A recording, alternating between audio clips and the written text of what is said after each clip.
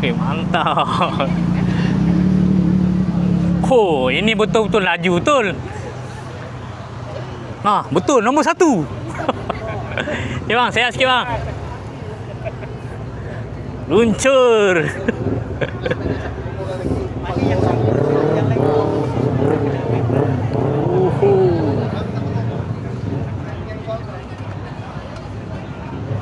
Tengok. Semua geng-geng.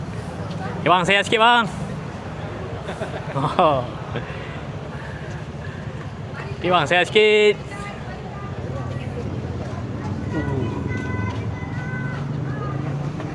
Mantap.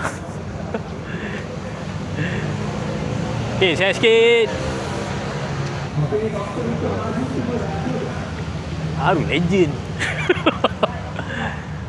Mantap. Okay, berapa banyak? Dijangka 500 kalau ikut penyertaan 500. Bermacam-macam motor. Yamaha semua baju biru, Gen Blue. Oh, baru betul mantap bang dengan spek-speknya biru bang. Oh, Gen Blue kan?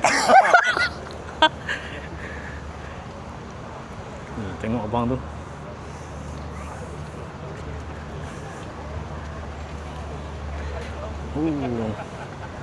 Siap buat family tu. Mantap ah. Oh, sampai ke belakang lagi tu. Okay bang. Di. Oi. Baik. Tak sabar tu nak dapat tu. Tu sampai ke sana tu. Okey. Jom. Cabutan. Atau buatlah ni apa cabut dulu barulah beratur. Terus jalan. Kita balik. Bukan, kita dah penat-penat parking belakang. Kan? Saya pun terkejut kalau dah. Yelah. Dia cakap cabutan 11.30 kan mula-mula kan. Yelah dah pukul 9 kan. Kan. Pukul 9 sekarang dah pukul 10 orang. 9.50 orang kan. Mantap ada rezeki bang kan. Aceh.